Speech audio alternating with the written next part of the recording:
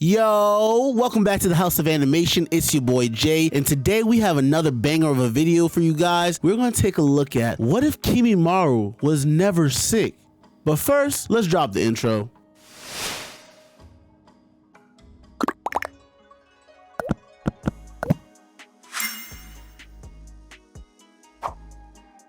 Hailing from the violent and savage Kaguya clan, also being descendants of Kaguya Otsutsuki, Kimimaro's clan were known for having brute strength and using that savage-like strength on their eye. As if that wasn't enough, the Kaguya also possessed a super special rare Kekkei Genkai, the Shikotsu Muyaku. This ability allowed its users to have complete control over every aspect of their bones, increasing their size and breaking them down, and also manipulating their skeletal structure as they saw fit. The ability honestly posed no risk to their users. That's why it was so highly sought after. Not only could this ability be used indefinitely, this ability also could allow the user to maintain their original skeletal structure at any given time. Bruh, this ability was like the legendary Super Saiyan from Dragon Ball Z. It was rare. And when this ability finally awakened Kimimaro, guess what his clan did to him? They would lock him away in a cage unless they needed him to fight. And on the day that his clan decided to attack the hidden village in the grass just for shits and giggles, they found out very quickly, leaving Kimimaro as a sole survivor. After getting picked up by CPS's most wanted man, Orochimaru couldn't resist them sweet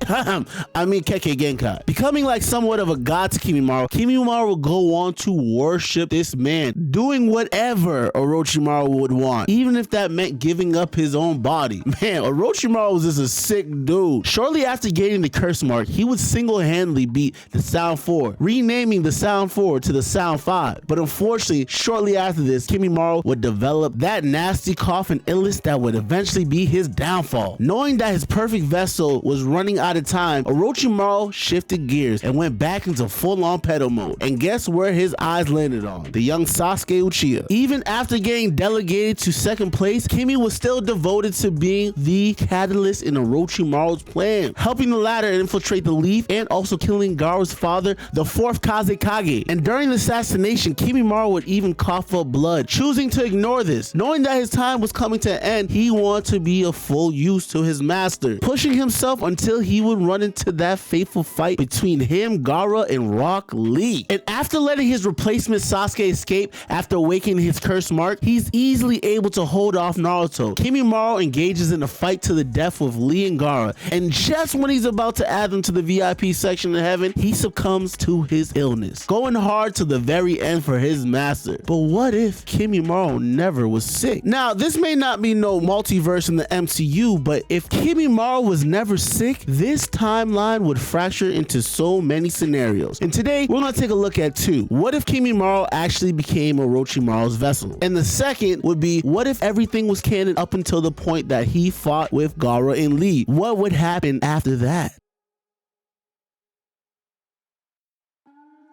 Now, the whole point of Orochimaru wanting to prolong his life was to learn all of the knowledge and jutsus in the world, and he knew that was impossible in one life. So guess what he did? He sought immortality in little boy. By swapping his body and consciousness into another, he could actually complete that goal. And when he came across a young Kimimaro, boy, he couldn't resist himself and just had to have him in his special ability. With Kimimaro's dedication to Orochimaru's goals and him having that special Kekkei Genkai, there was no way that the story of Naruto would not be forever changed. And with time still left before Orochimaru had to do another Ginyu Force body swap, he would have had enough time to exact revenge on Konoha. Now let's break it down. The whole reason why Orochimaru went over to the Forest of Death was to scout Sasuke to become a potential vessel. Now, if Kimimaro is healthy, Sasuke is no longer needed. And honestly, Sasuke probably does not survive that forest. And honestly, he could have just had Kimimaro pose as a genin in the tuning exam, and honestly wipe out most of the genin or little ninja in the Forest of Death. The attack on the Leaf village during the tuning exams would have been crazy. The third Hokage would have been packed up, boy. First of all, he would have had to face off against a healthy Kimimaro, Orochimaru, and the first and second Hokage. That's tough. And even if Kimimaro wasn't present at the battle, he probably would have been running around the village slaughtering some of our favorite characters. And even in the event that Naruto still wins and beats Gaara, he would have been in a weakened state and nobody would have been able to mess with Orochimaru and Kimimaro as a team, meaning that there's no search for Tsunade arc because Orochimaru's arms never get sealed. And in the aftermath of that, Jiraiya would probably have been the Hokage and step up and protect Naruto in the event of the Katsuki coming to take him away. And without a Kazekage in the Sand Village, their whole village would have been in a state of disarray, easily allowing that government to be overthrown and manipulated, and easier access to Gaara and the One Tails, furthering the plan of the Akatsuki. Honestly, all this conflict right here would have started the Fourth Great Ninja War a lot earlier, because there's no way that the world would just sit idly by and let a man that's off 2 Kages in the same day. Not happening. There would be no need for the Sasuke retrieval arc because he would never be a vessel for Orochimaru. And then that means a lot of things in part 2 would never have happened. And without Sasuke, who would help in ending the Genjutsu at the end of the war? Nobody.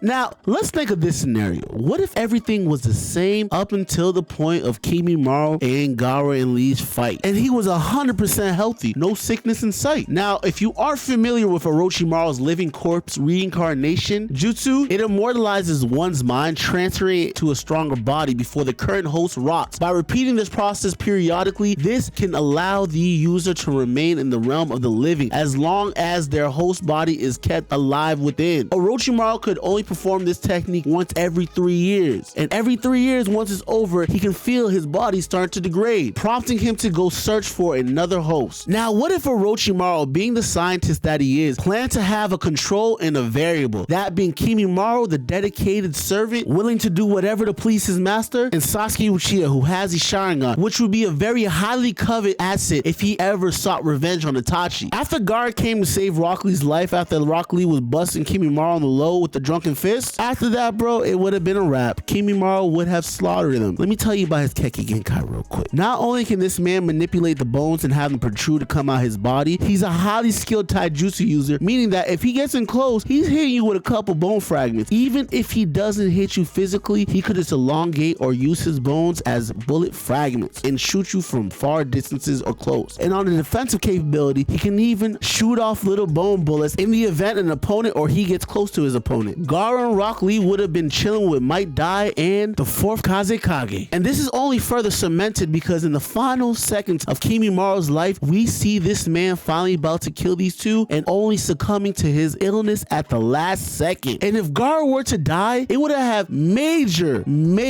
repercussions on the story of Naruto. In his death, the One Tails would have died along with him to only reform somewhere else in the ninja world, allowing the Katsuki to easily go through and probably scoop that up. Leading into Shippuden, with the One Tails already extracted, Sasori and Deidara would have no business going to the hidden village in the sand, meaning Kankuro would never have gotten poisoned, and the alliance between the sand and the leaf would probably never existed, meaning that Sasori and Chio would have been alive because Sakura would have never came over to the sand to heal Kankuro, and the latter would never have to sacrifice their life to bring Gaara back. Also, Tamario Kankuro would probably have to fill the role of the Kazekage. And also in part 2, Orochimaru would never have done the body swap on a Sasuke because he would have chose Kimimaro first. And without the need for Sasuke for another 3 years, Sasuke probably would have went on to fight Itachi. And knowing how petty Orochimaru is in his new body, he probably would have watched from afar, trying to ensure that his future vessel was protected. And in the event that Sasuke was going to croak and what it looked like at the end of the fight between Itachi and Sasuke, Orochimaru would have probably intervened to get that sweet revenge on Itachi, who actually placed Orochimaru in a Genjutsu and cut off his arm so that way Orochimaru would never be able to escape. Talk about petty. This act would actually cause Orochimaru to perform a previous body swap in the past. So definitely, Orochimaru would have been a little tight about this. And honestly, Sasuke probably would have croaked at the Kage Summit because if Gaara wasn't there to intervene between his fight and the Raikage, he would have got touched. Yes, the Raikage might have gotten crippled by the Amaterasu at the last second, but in his weakened state, and if the other Kage decided to jump in, Sasuke would have found found out very quickly, but no bigger impact would have been felt from Gaara's death than in the 4th Great Ninja War. Due to canonically Orochimaru stating that he did not care to help in Kabuto's war, in this alternate reality, Orochimaru probably would have done his own thing, and he probably would have let the war played out just in order to learn some knowledge in the history of the world. And plus, he wasn't truthfully hip to the Katsuki's full plan. And with Sasuke dead and them never having that fight, allowing Sasuke to resurrect Orochimaru in the end, the 4 Hokages would have never came back to life, and they were very, very instrumental in the war. And without the 4 Hokages or Gaara, who gave a crazy inspiring speech that rallied the whole alliance in order to turn the tides of the war, and Onoki, they would have lost. The Kages would have lost. The Kages would have never survived the meteor strike from Madara, because if you remember, he also helped Onoki hold up the Kages by using his sand. And if Gaara got resurrected during the 4th Ninja War, forget about it. A lot of ninja would have died. The war would have been lost, because who else would have been there to help Naruto stop Kaguya? Who else would have been there to end the Genjutsu? Nobody. The loss of Gaara would have been major in the story Shippuden. That's why early on they did not let him die and they had to bring him back to life. And Lee's death, as sad as it makes me to actually say this, it would have had no impact, because the peak of Lee's story was the Kimimaro fight. If Kimimaro was 100% healthy, the story would have been drastically different and could have spiraled in many, many, many ways. But I guess we'll never know. make sure to smash that like button and subscribe and turn the alerts and notifications on. It really helps the channel grow. And also leave down in the comments whether you agreed with this video or not. We appreciate the support for stopping by our video and checking us out. And well, with that, you already know what it is, baby. Gotta blast.